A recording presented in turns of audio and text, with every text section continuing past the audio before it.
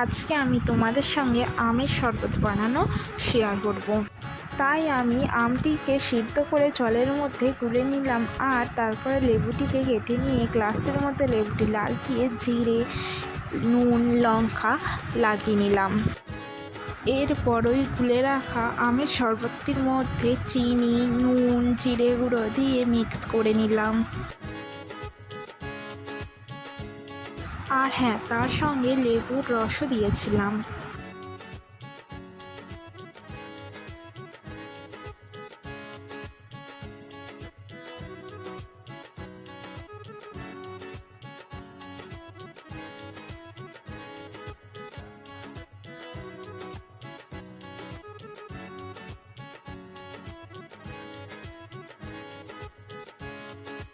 তো চলো, এবার ওই শরবতটি রেডি হয়ে গেছে। আমরা খাই এবং এনজয় করি।